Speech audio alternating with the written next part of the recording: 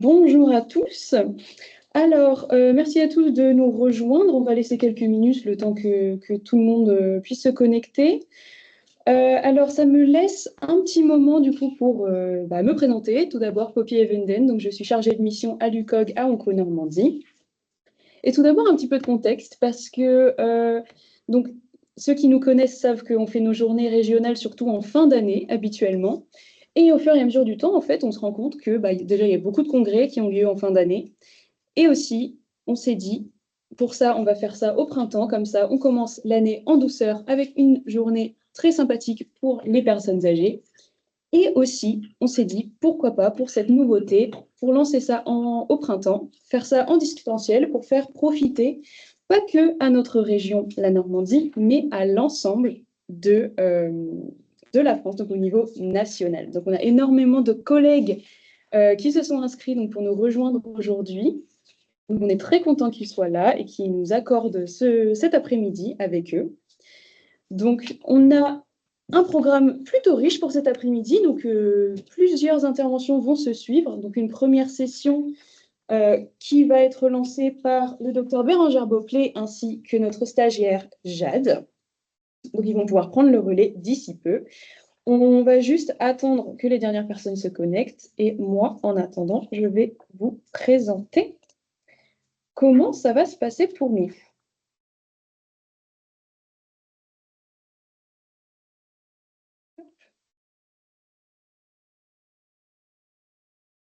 Comme vous le savez, c'est un webinaire. Je pense que tout le monde en a fait plusieurs. Donc, juste pour reprendre un petit peu comment ça se passe, on a notre rubrique conversation. Donc là, on va vous demander de témoigner de votre expérience si jamais vous avez des choses à dire, des choses à nous faire remonter. Et surtout d'utiliser le Q&R, donc qui se trouve dans la bannière en haut de votre écran. Et donc, en cours de présentation, n'hésitez pas à poser vos questions sur le Q&R, donc questions-réponses. Nous avons nos modérateurs qui sont prévus, qui vont pouvoir prendre les questions une à une et les poser à nos intervenants. Et voilà, on se gardera surtout nos questions et réponses pour la fin de chaque présentation, au bon vouloir du coup des intervenants. N'oubliez pas que ce webinaire est enregistré et sera disponible en replay. Donc, toutes les personnes qui se sont inscrites, je vous enverrai un mail avec le lien de chaque intervention. On va pouvoir découper ça en 4 morceaux pour que ce soit un petit peu plus digeste. Vos caméras et vos micros sont automatiquement éteintes. Donc voilà, c'est pour ça, n'hésitez vraiment pas à utiliser l'onglet Conversation.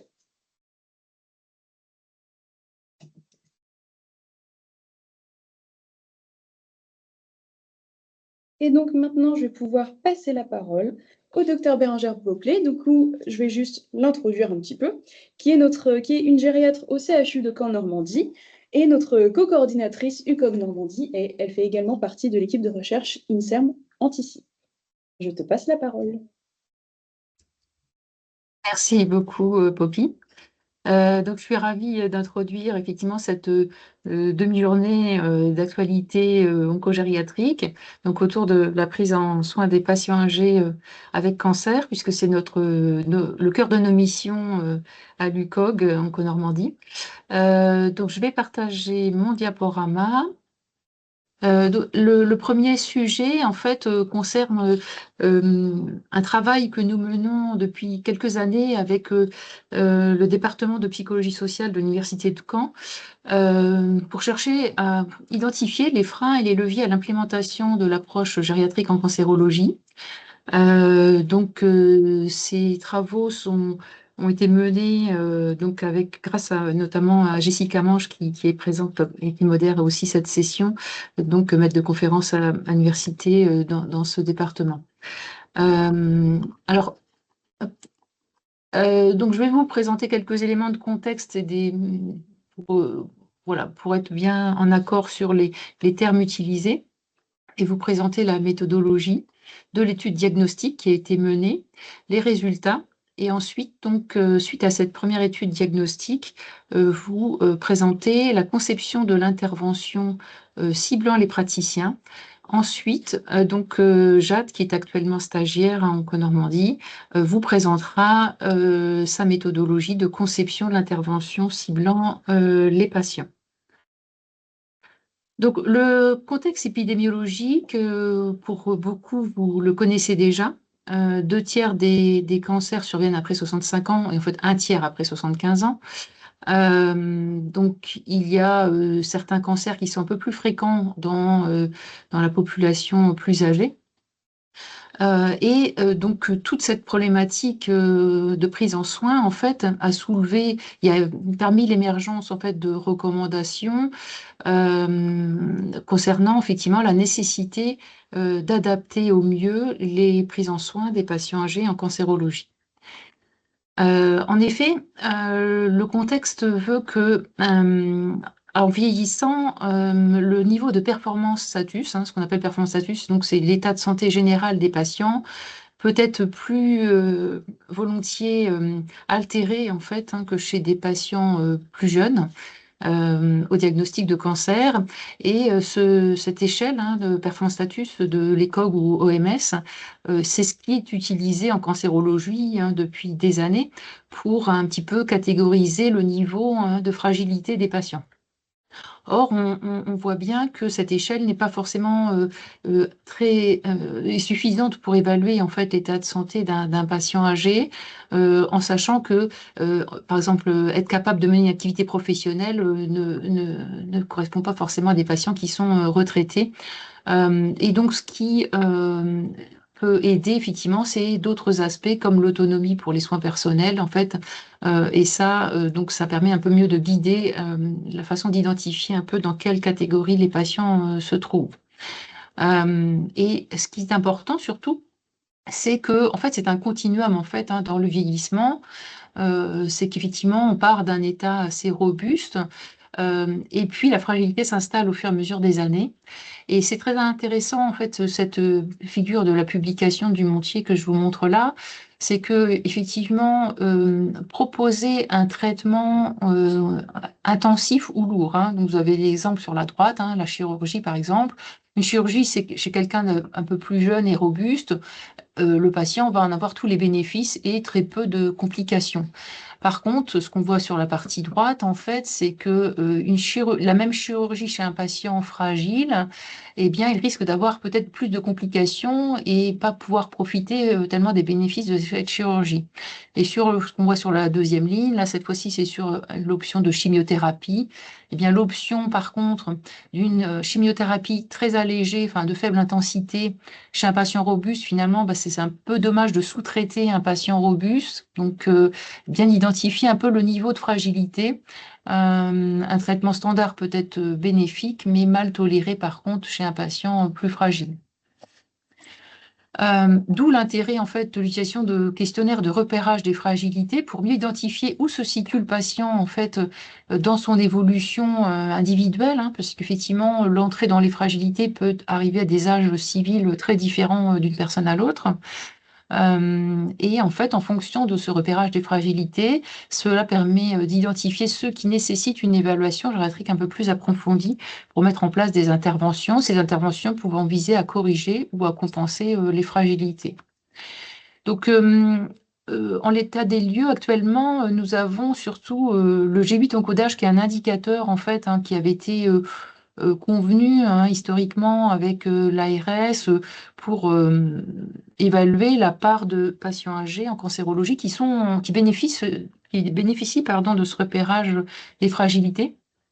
Et les données, cet indicateur qu'on extrait depuis le dossier communicant en cancérologie, donc dans les fiches de réunion de concertation pluridisciplinaire, on voit que depuis 2018, au fur et à mesure des années, en fait, le taux atteint à peine 10% des fiches. En fait, le taux de remplissage du G8 encodage dans ces fiches, voilà, est très peu complété. Donc, d'où en fait notre idée de mener une étude diagnostique pour essayer de mieux comprendre notamment pourquoi en fait ces recommandations de l'INCa sur le repérage des fragilités ne sont pas implémentées. Donc, pour cette étude diagnostique, 2 étudiants se sont succédés. Il y a eu d'abord Sarah Jounot, que j'avais supervisé, puis Antoine Blin, supervisé par François Gernier. Ils ont contribué à mettre en œuvre cette étude diagnostique. Tout d'abord, une revue de la littérature, des focus group avec des professionnels, et une étude mixte qui était donc quantitative, qui a ciblé tant les praticiens que les patients. Sarah s'était occupée de cette enquête en ligne en mai 2023. D'autres collaborateurs de différents établissements autorisés au cancer en Normandie ont participé aussi à cette étude quantitative auprès des patients. Donc, ce sont les co-auteurs de l'article, hein, puisque cette étude a été publiée. Et puis, la partie qualitative a été menée à Baclès par Antoine Blin, sous la supervision de François Gernier en 2024. Les patients qui étaient ciblés étaient les patients de 70 ans et plus, traités pour cancer en hôpital de jour. Un traitement qui avait été mis en place dans les 6 derniers mois, des patients francophones, ou en tout cas aptes à remplir un auto-questionnaire. Pour ce qui concerne les praticiens, c'était oncologues, cancérologues, spécialistes du cancer, chirurgiens, radiothérapeutes, exerçant dans un établissement autorisé au cancer en Normandie. La méthodologie de cette étude diagnostique, en fait, selon les théories du comportement planifié, qui est une théorie enseignée en psychologie sociale, en utilisant cette méthodologie, nous avons collecté des facteurs individuels, tant sur la partie praticien et la partie patient, avec des caractéristiques socio-démographiques.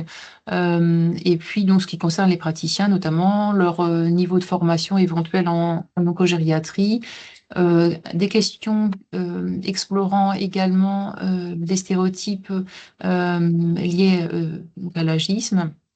Et puis, en ce qui concerne les facteurs aussi individuels patients, les perceptions de la relation aussi avec le médecin, questionnaire de qualité de vie et la perception de son vieillissement. Ensuite, le questionnaire était interrogé sur les croyances et les connaissances ce qui concerne effectivement l'oncogériatrie de façon générale, hein, c'est-à-dire la prise en compte des fragilités dans le parcours thérapeutique en cancérologie. Et puis, d'autres déterminants, notamment les émotions anticipées, en fait, l'attitude, la norme subjective et le contrôle comportemental perçu, ainsi que le désir et les intentions par rapport à 2 comportements qui sont listés à droite, c'est-à-dire participer ou réaliser un repérage des fragilités, participer ou adresser vers une évaluation gériatrique, hein, selon qu'on soit patient ou médecin adresseur. C'était important effectivement d'identifier un peu tous ces déterminants et je vais y revenir après. Les résultats sur l'étude quantitative, plus de 500 médecins ont été invités à participer et nous avons eu un taux de participation d'environ 10%. Avec évidemment autant de chirurgiens que de cancérologues, exerçant dans des établissements très variés. De taille variée, je veux dire, hein, universitaires, CLCC, centres hospitaliers généraux ou privés. Et un tiers avait reçu une formation initiale ou continue en oncogériatrie. Sur la partie qualitative, 6 oncologues et un chirurgien ont participé, avec des expériences professionnelles assez variées. Pour la partie patient, qui s'est déroulée dans plusieurs établissements, nous avons pu obtenir 192 questionnaires analysables, en sachant qu'on cherchait à recruter des patients un petit peu dans 3 groupes, c'est-à-dire des patients qui avaient eu un repérage de fragilité, un groupe de patients qui avaient eu une évaluation gériatrique et puis des patients qui pouvaient n'avoir eu aucune de ces 2 étapes de repérage. Cette étude quantitative a permis en fait de recruter des patients effectivement qui reflètent assez la population âgée et notamment en Normandie aussi une forte proportion de patients vivant en milieu rural et des localisations cancérologiques variées. Et donc, sur la partie qualitative, par contre, là, 9 patients, donc 3 de chaque groupe, pour vraiment collecter un petit peu leur attitude et émotions face à ces comportements de repérage des fragilités et d'être adressés en évaluation gériatrique. Donc, les résultats que je vous présente ici, donc là j'ai différencié effectivement la partie haute, plutôt les réponses patients et en bas les réponses des médecins. Donc, en ce qui concerne globalement l'oncogériatrie, donc il y a une ignorance totale, hein, clairement, des patients de l'existence de cette discipline, si on peut expliquer un petit peu ce concept de cette façon. Du côté médecin, une attitude globalement positive sur le principe du soin personnalisé, hein, en cancérologie. Donc, c'est déjà une attitude en général implémentée, hein, quel que soit l'âge des patients. Mais par contre, effectivement, l'exploration diagnostique a montré qu'en fait, il y avait une connaissance partielle, en fait, ou en tout cas, de ce que était l'oncogériatrie, qui était en fait souvent réduit ou assimilé juste au fait de faire un G8, donc le test de repérage des fragilités, ou le fait d'adresser, en fait, vers un gériatre, en fait. Donc, globalement, le concept, l'appropriation de l'oncogériatrie dans ses principes de traitement n'était pas tout à fait assimilé. Et puis, en fait, ce qui est beaucoup ressorti, c'était la grande difficulté sur la définition de à partir de quel âge, en fait, les patients étaient concernés par l'oncogériatrie. Et trouver qu'il n'y avait pas de consensus en fait sur l'âge seuil à partir duquel il fallait implémenter une prise en charge spécifique. Et ce qu'il fallait implémenter une prise en charge spécifique en fait. Donc, en ce qui concerne les deux comportements, donc le premier comportement, c'est celui effectivement soit de participer ou de réaliser un repérage des fragilités. Donc, on vous ai parlé effectivement, le plus connu, c'est le questionnaire G8 encodage qui est recommandé depuis plusieurs années et qui est le plus connu. Donc, il y avait une ignorance totale en fait des patients en fait de l'existence de ce test. Globalement, plutôt des émotions positives au fait de pouvoir bénéficier de ce repérage des fragilités, mais surtout en fait chez les patients qui eux-mêmes avaient déjà expérimenté une évaluation gériatrique. Chez les médecins, plutôt un manque de conviction sur l'utilité de tests, un manque de temps en consultation, et donc c'est vécu surtout comme une contrainte dans le cadre de qualité des soins, un indicateur qualité en fait au sein des établissements. Donc, ils privilégient plutôt l'intuition subjective sur la perception de la fragilité de leurs patients. Et en ce qui concerne le comportement de participer ou d'adresser, enfin, être adressé ou adressé vers une évaluation gériatrique, eh bien, du côté patient, il y a une peur, hein, très clairement, ça sortait beaucoup des entretiens qualitatifs, voire un rejet, en fait, hein, la peur d'être noté, d'être envoyé en EHPAD, qu'on leur découvre une maladie d'Alzheimer, en fait. Donc, clairement, il y avait des émotions négatives anticipées à aller en consultation, en évaluation gériatrique. Sauf dans le sous-groupe en fait, de patients qui avaient eu cette évaluation gériatrique. Et pour le coup, eux avaient plutôt voilà, une attitude positive, hein, globale. Et effectivement, ils considéraient ça comme une norme et comme faisable et facile, hein. C'est ce qu'on appelle ça le contrôle comportemental perçu. C'est voilà, comment le patient trouve cet examen, si on peut dire, cette étape dans le parcours faisable et facile. Donc ça, c'était vraiment significatif. Une différence significative dans le sous-groupe de patients qui avaient déjà bénéficié de cette évaluation gériatrique. Et globalement, il y avait une attention plutôt favorable, enfin, si le médecin le jugeait nécessaire, de pouvoir en bénéficier. Et surtout, en fait, d'ailleurs, chez ceux qui avaient un score de douleur ou de mobilité altérée, donc un score de douleur élevé ou une mobilité altérée à l'échelle de qualité de vie. Du côté médecin, eh bien, on était un petit peu surpris, effectivement, de découvrir qu'il y avait des émotions anticipées négatives, en fait, à adresser leurs patients en évaluation gériatrique, qu'ils considèrent comme annoncer une mauvaise nouvelle, comme les soins palliatifs, hein. Il se trouve que c'est parfois vexant, voire insultant, en fait, pour certains patients, de les envoyer voir un gériatre, hein. Donc, c'était assez surprenant. Donc, c'est vrai qu'il y a la problématique sûrement de la connotation négative de ce terme gériatre, en fait, qui peut être une des raisons pour cela. Il y avait également, ils exprimaient une sorte de forme de jalousie envers le gériatre qui passe plus d'une heure avec le patient, alors que eux, ils ont un temps tellement contraint sur les consultations, ce qui est la réalité. Mais de la même façon qu'un psychiatre passe une heure avec un patient, eh bien c'est vrai que le gériatre qui doit faire une évaluation globale de l'état effectivement physique et psychologique et cognitif des patients, et ben ça prend du temps de faire toute cette évaluation. Euh, et puis, donc, aussi, il y avait une crainte exprimée par les médecins du risque de retard dans la prise en charge quand on ajoute dans le parcours d'un patient une évaluation gériatrique. Eh bien, il faut la planifier et attendre un petit peu les résultats. Si les résultats ne sont pas transmis immédiatement, c'était la crainte d'un retard dans la prise en charge du cancer.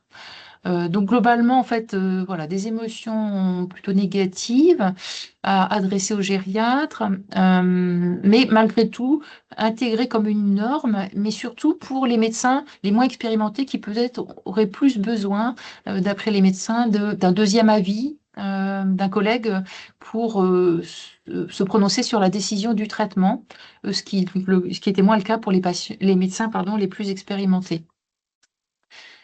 Donc, suite à cette étude diagnostique, nous avons décidé de concevoir une intervention et nous avons commencé par la conception de l'intervention qui cible les praticiens.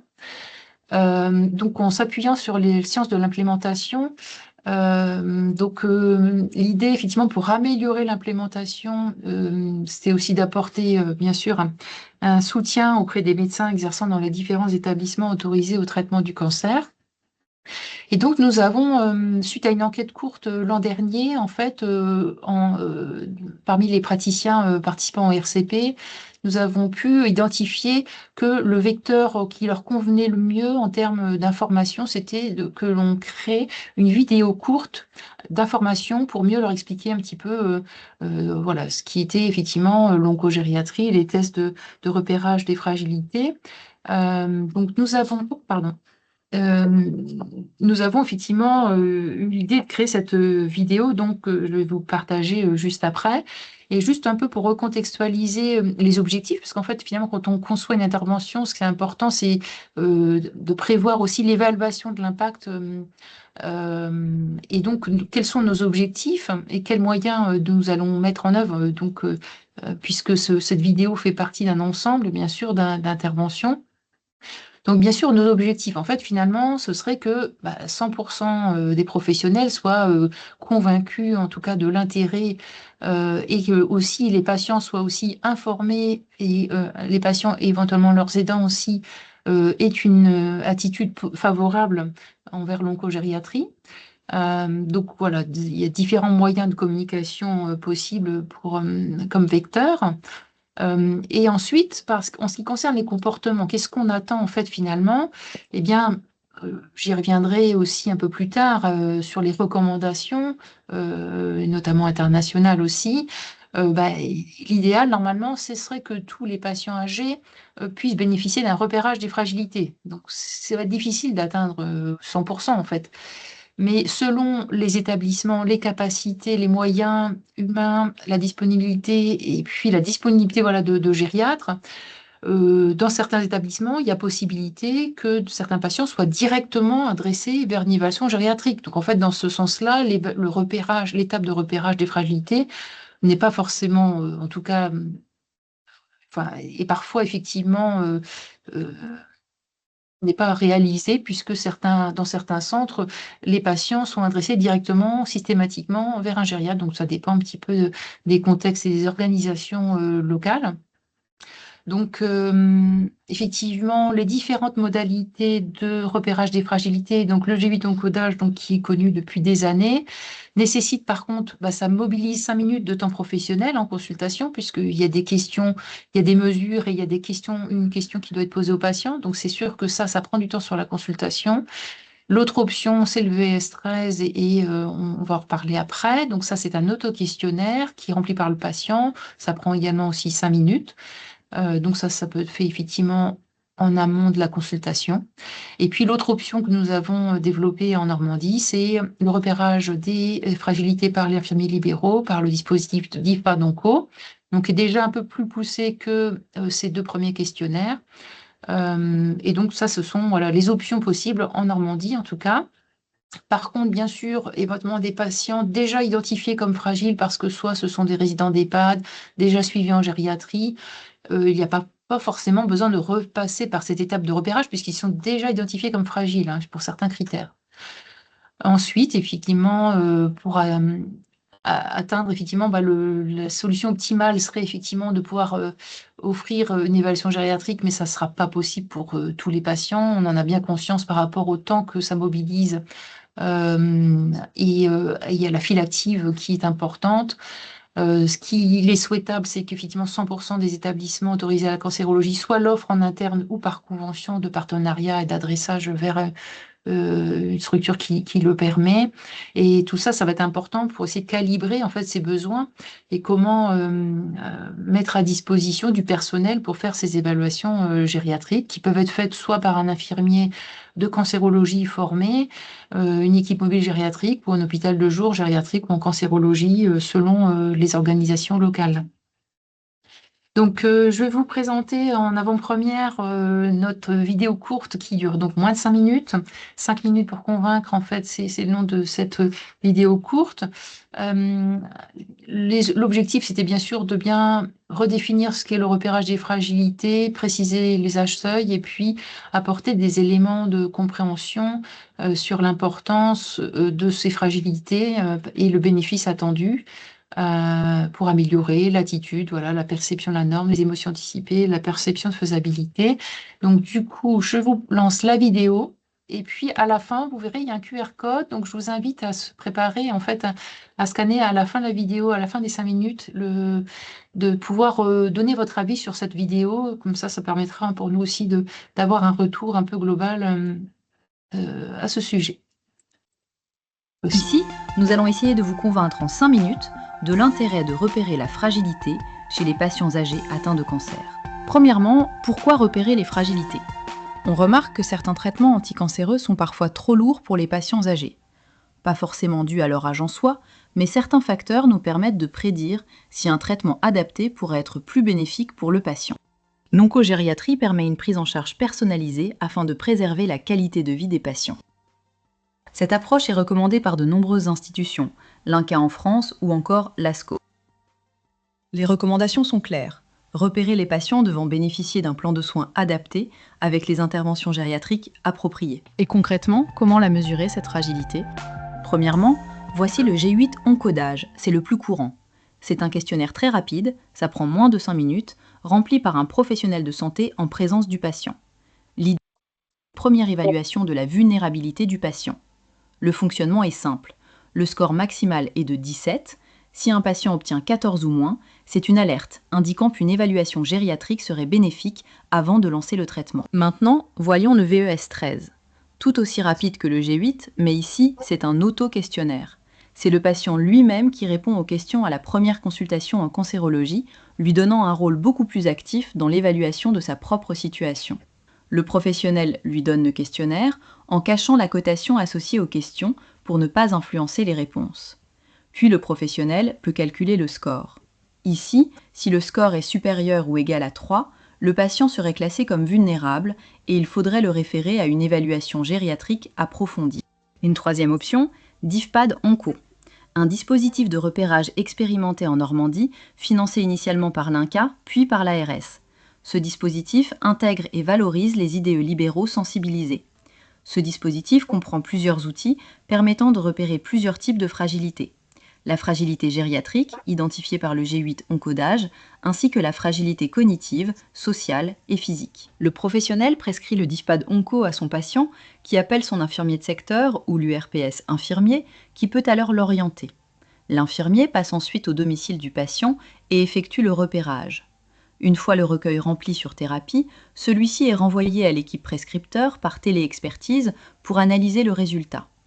Le patient peut être orienté selon ses besoins vers une évaluation gériatrique approfondie, mais peut aussi être orientée vers les soins oncologiques de support, tels que les diététiciens, les psychologues ou encore les assistants sociaux. Et finalement, est-ce que c'est vraiment utile de repérer la fragilité ? 5 études scientifiques internationales ont été menées et elles arrivent toutes à la même conclusion.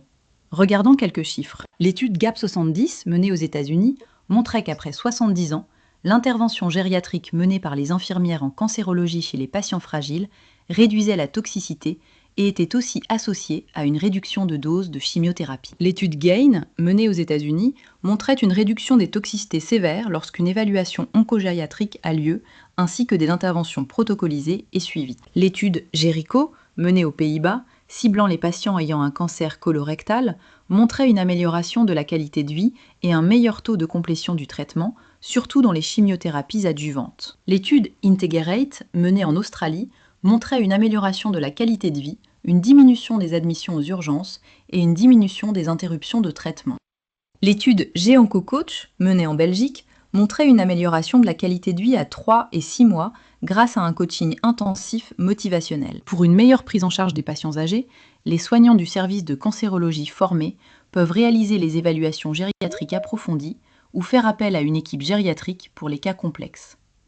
Les fragilités spécifiques avec l'âge sont la perte d'autonomie et dépendance, les troubles de la marche, de l'équilibre avec risque de chutes éventuelles, les troubles psychocognitifs et enfin le risque médicamenteux qui nécessite la suppression des prescriptions inappropriées et l'ajout d'autres utiles aux patients. Pour ces domaines, des interventions peuvent être mises en place pour tenter de les corriger ou aider au mieux les patients.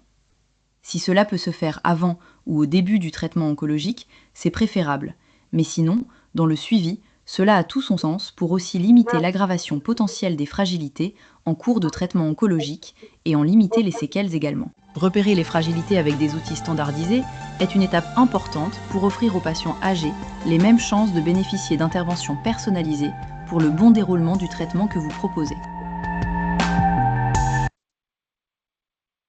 Voilà, donc cette fois-ci, j'espère que vous avez pu entendre correctement le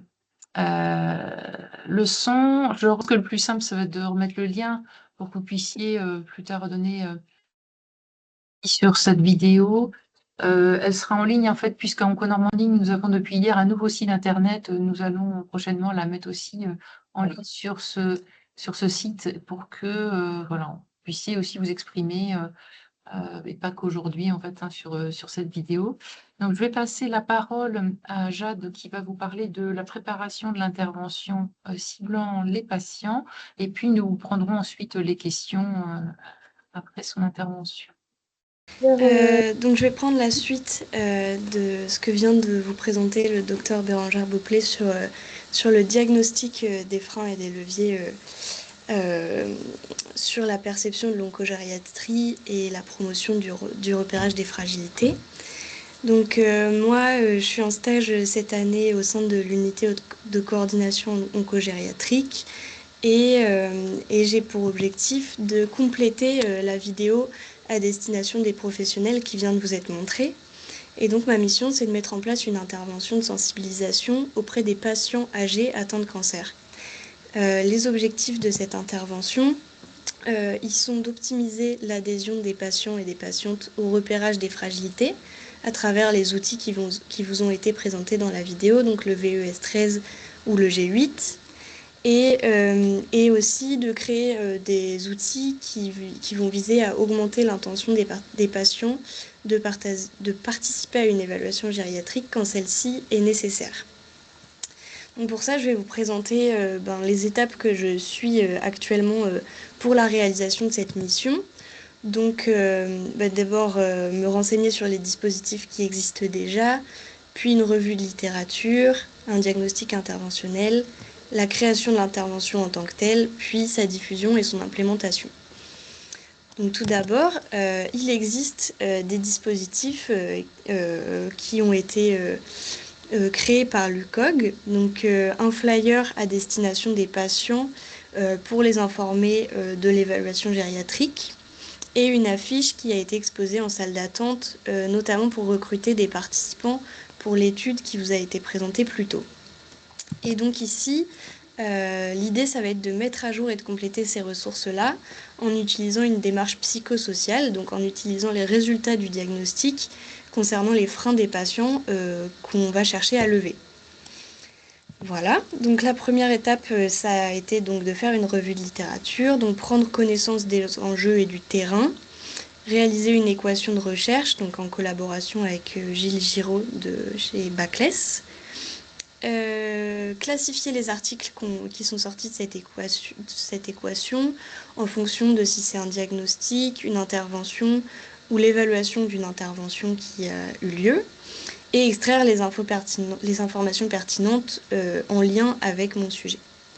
Ensuite, la plus grosse partie de mon travail, c'est de faire un diagnostic interventionnel afin d'identifier des moyens d'action en lien avec les déterminants psychosociaux qui sont impliqués dans le désir et l'intention de, premièrement, participer à un dépistage des fragilités, qui peut être réalisé par le médecin spécialiste, par une infirmière ou en auto-questionnaire.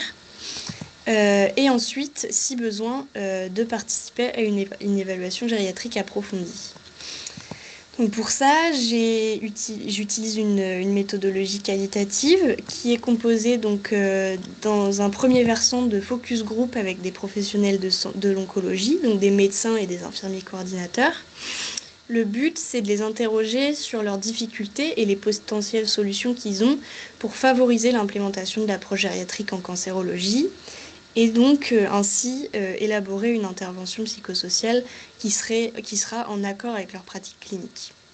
Et le deuxième versant de ce diagnostic interventionnel, c'est d'interroger les patients concernés avec des entretiens semi-directifs.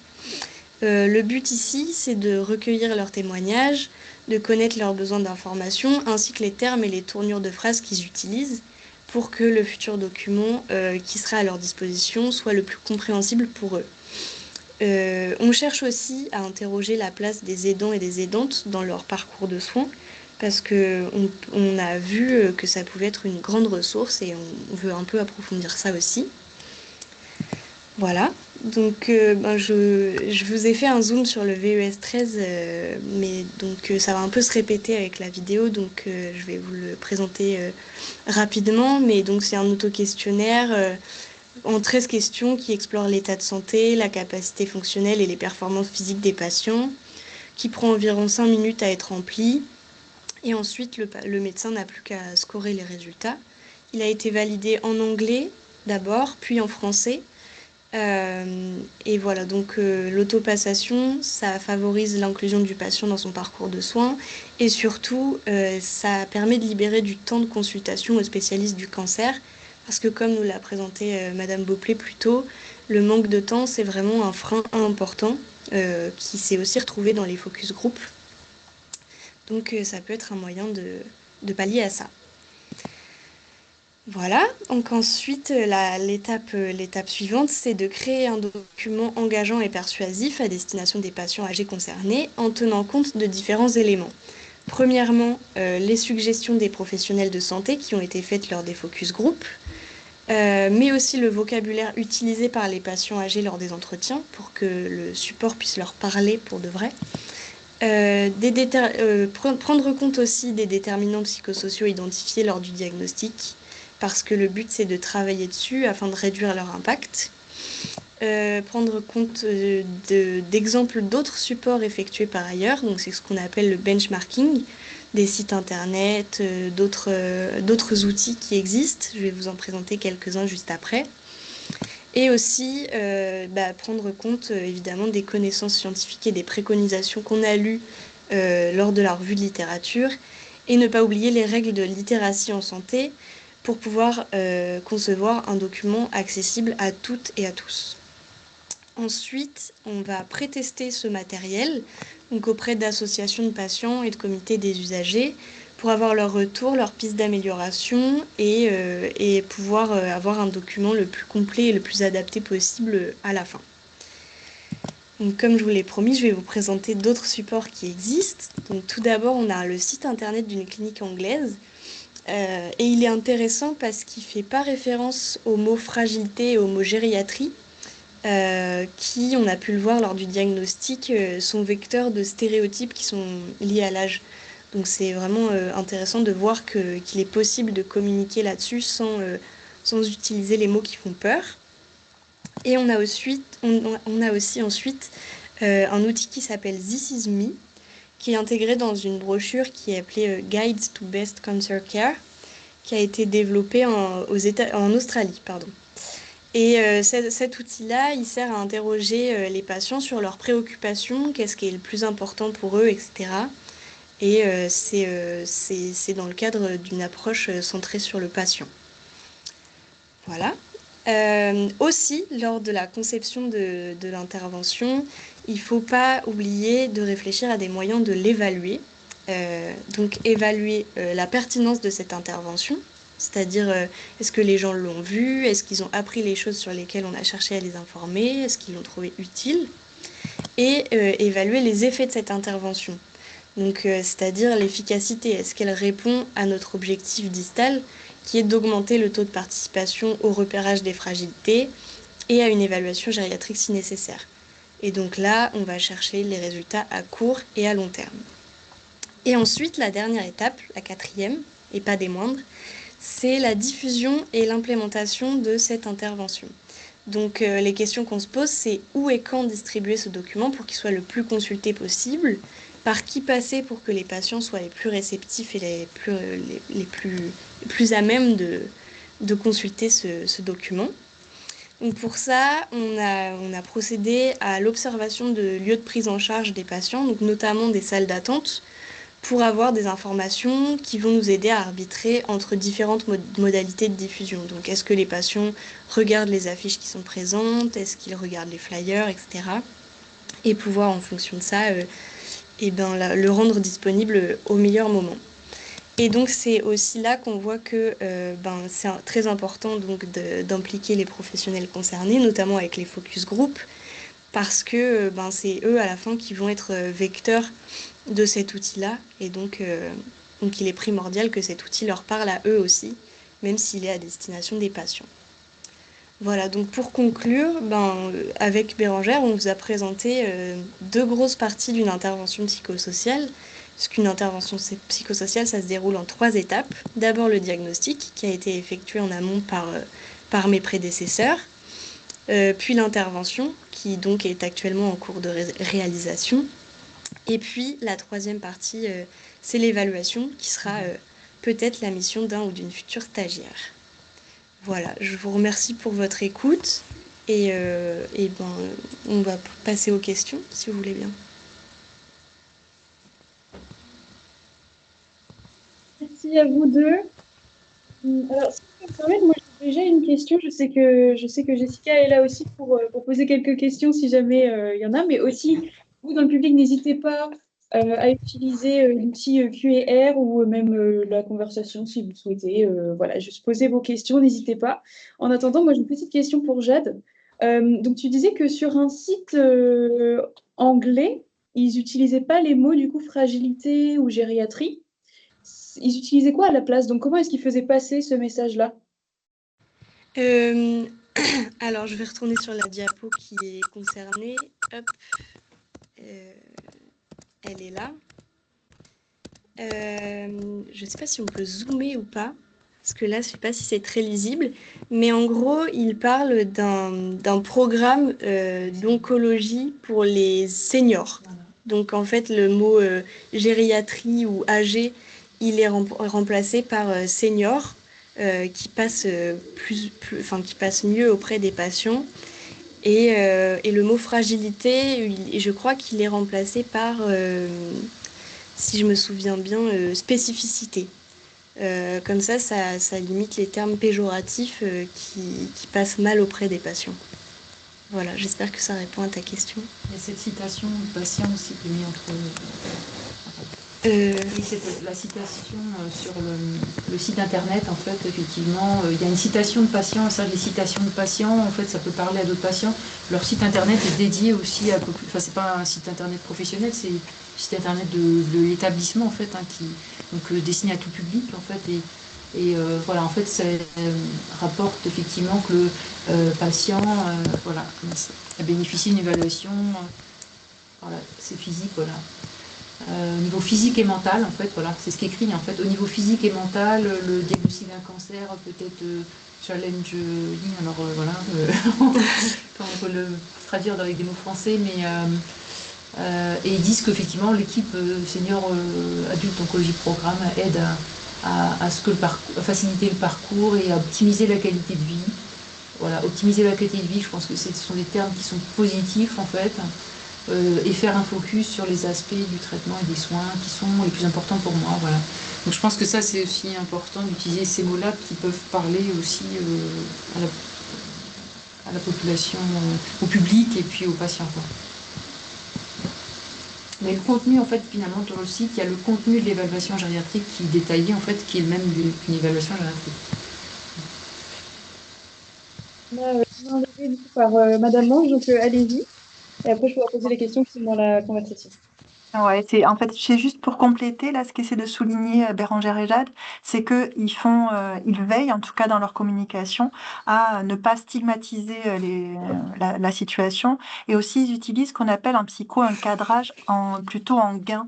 Parce que finalement, la même information, je peux la présenter aux gens avec ce qu'ils ont à gagner à produire un comportement, c'est un cadrage en gain, ou à l'inverse sur ce qu'ils ont à perdre s'ils ne font pas le comportement. Et là, il y a plein de travaux sur ces histoires de cadrage que Jade pourra vous raconter. Mais enfin, voilà, il y a tout un travail sur la même information, comment est-ce qu'on la présente, à la fois de manière non stigmatisante et potentiellement en évoquant ou du gain ou de la perte. Et ça, les revues de littérature nous permettent de savoir dans quelle situation il vaut mieux faire ou du gain ou il vaut mieux de la perte. Il y a pas mal de données là-dessus. Merci. Merci.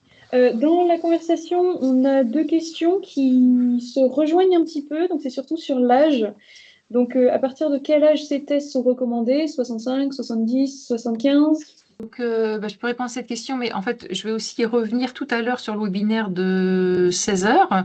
Mais voilà, donc je pourrais laisser du suspense sur à partir de quel âge, parce que j'y réponds tout à l'heure. Oui. Bon, en fait, pour ceux qui veulent la réponse maintenant, c'est à partir de 65 ans que c'est recommandé par la CIOG et l'ASCO. Mais alors effectivement, le contexte national compte beaucoup en fait. Donc ces échelles, en fait, le G8 comme le VS13 ont été validés dans une population en France à partir de 70 ans. Donc en fait, on peut dire que si on se colle au contexte français, si on adapte, on va dire, les recommandations internationales au contexte français, on va dire qu'on est dans les clous à partir de 70 ans. C'est tout à fait pertinent d'utiliser ces tests de repérage. Et en sachant que le VS13, par contre, il est positif puisqu'il est à 3 points en plus dès que le patient a plus de 85 ans, ce qui fait que tout patient de 85 ans et plus devrait être adressé en évaluation gériatrique en cancérologie si on suit effectivement la voie du VS13 comme mode de repérage des fragilités. Très bien, merci. Est-ce qu'il y a d'autres questions qui vont arriver? Donc n'hésitez pas, voilà, hein, à utiliser les questions-réponses. Il me semble qu'il n'y en a pas. Je vérifie un petit peu en même temps. Ah, on en a une à l'instant. Comment bien évaluer un patient âgé non informé de son diagnostic tumoral? Et du coup, la question du coup s'étend sur l'adhésion au traitement ou la compréhension du but de l'évaluation. Alors là, pour la réponse, c'est un petit peu plus compliqué. Donc, tout patient, même quel que soit son âge, devrait être informé de son diagnostic. C'est quand même fait partie du droit des malades. Enfin voilà, donc c'est la base de devoir informer des patients. Après, la question, c'est de l'aptitude à être informé et effectivement d'adapter le contenu du message pour qu'il soit compris par le patient. Donc là, effectivement, il y a des formations à l'annonce, en fait, aussi de mauvaises nouvelles qui sont proposées dans les différentes universités. Donc ça, je pense qu'il faut aussi se rapprocher d'établissements qui proposent des formations à l'annonce. Si c'est une difficulté, effectivement, pour certains professionnels, c'est pas toujours facile non plus. Et en ce qui concerne plutôt donc je parlais de la compréhension du but aussi. L'adhésion au traitement, ça, il y a beaucoup de facteurs. En fait, l'évaluation gériatrique permet aussi d'évaluer les capacités et la volonté aussi des patients, parce que ça repose bien sûr sur l'état psychologique, cognitif et les capacités aussi physiques des patients. Donc, il y a beaucoup d'éléments en jeu, et donc c'est vrai que l'évaluation gériatrique peut aider à mieux anticiper ou prédire, on va dire, l'adhésion, ou en tout cas identifier les potentielles difficultés d'adhésion que le patient pourrait avoir et comment y pallier, soit en s'appuyant sur des aidants proches ou des aidants professionnels comme les infirmiers libéraux, avoir effectivement mettre en place un plan d'action pour améliorer l'adhésion au traitement, ça nécessite une réflexion souvent pluriprofessionnelle. On a une très bonne question aussi dans la conversation. Est-ce qu'il y a eu des comparatifs VES 13 et G8? Et aussi, du coup, oui, le VES 13 est accessible en ligne et donc Agathe a mis le lien. Super, merci. Voilà, donc tout à fait. Je vous invite tous à consulter le site internet Onco-Normandie qui est diffusé depuis hier et vous avez dessus, donc sur la page du COG, on a mis en ligne tous les articles qui ont comparé la sensibilité et spécificité du G8 et du VS13 en cancérologie, hein, bien sûr, dans le contexte qui nous concerne. Et donc, vous avez toutes les références bibliographiques aussi pour chaque... et les outils sont téléchargeables également sur notre site Internet. Sur effectivement, ce qu'on appelle comparer, c'est comparer les performances statistiques de sensibilité et spécificité, c'est la capacité à prédire des fragilités gériatriques. En fait, c'est le but de ces tests en fait, de repérage. Ils sont une étape courte de repérage. Voilà. Super. Merci beaucoup. Alors, si on n'a pas de questions, je vérifie juste en même temps. Alors oui, donc pour revenir un peu sur la question d'avant, donc la personne qui nous a posé la question est oncogériatre, pardon, et la personne nous dit qu'elle reçoit beaucoup de patients pour évaluer, enfin du coup à évaluer, qui ne sont pas informés du diagnostic par convenance familiale. Donc, du coup, par peur de majorer l'anxiété du patient. Donc, d'où, du coup, la question d'évaluer un patient non informé de son diagnostic tumoral. Voilà, si on peut juste compléter. Mais voilà, donc ça, c'est pas normal, le fait de priver un patient d'une information qui le concerne directement et que ce n'est pas la famille de décider si on donne des informations ou pas au patient. En fait, la famille a un rôle important, certes, pour être également informée, pour être partie prenante aussi du parcours de soins, mais en fait, la discussion doit se faire en ensemble. Donc, en fait, ça, c'est un défaut de pratique, en fait, de professionnel, de ne pas informer un patient de son diagnostic, surtout si on prévoit un traitement. Et même, enfin, dans tous les cas, même si c'est pour l'orienter vers les soins palliatifs ou s'il y a une abstention de traitement oncologique, le patient, de toute façon, le patient devine en fait par les symptômes qu'il ressent aussi qu'il a un problème de santé, donc il a nécessité d'être informé. Après, voilà, ce que je disais, c'est effectivement l'aptitude d'être informé. Bien sûr, un patient âgé, s'il est déjà dépendant sévèrement, altéré sévèrement au niveau cognitif, au point de ne plus être capable de communiquer, là, bien sûr, on peut comprendre qu'on ne peut pas informer un patient qui n'est plus apte à communiquer. Hein. Mais tant que le patient est apte à communiquer, donc je pense que là, c'est son droit d'être informé et c'est un devoir des professionnels de le faire. Donc il faut effectivement demander auprès du spécialiste qui a fait le diagnostic. Je pense que là, il va falloir qu'on passe après au webinaire suivant. Donc, s'il y avait d'autres questions, après, vous pourrez nous les adresser par mail. On a juste une petite question là où il nous reste encore 2 minutes, on est encore dans les temps. Donc, que faire des patients avec un score G8 de 13 ou 14, mais qui ne présentent pas de fragilité majeure? Donc, en termes de surveillance, adressage, soins de support ou bilan oncogériatrique, est-ce que ça reste recommandé? En fait, j'ai envie de dire qu'au-delà du score, le G8 encodage, c'est-à-dire c'est sur quel point qu'il a perdu les points, en fait, surtout, puisqu'il y a des items qui sont sur la mobilité, qui sont sur les troubles, l'état psychocognitif. Donc, évidemment, s'il a perdu uniquement des points sur les plans nutritionnels, il n'en reste pas moins que normalement, effectivement, si on suit les recommandations, un score G8, effectivement, à 14 au moins devrait être travaillé en évaluation gériatrique, mais s'il n'y a pas d'évaluation gériatrique disponible, effectivement, et qu'il n'a perdu que sur les points nutritionnels, la priorité, c'est de l'envoyer vers une diététicienne, en fait. Hein. C'est la priorité, puisque c'est au travers du G8, c'est les items de nutrition qui sont altérés, c'est le diététicien qui est le plus à même de répondre à d'essayer de corriger cette fragilité. Très bien, merci.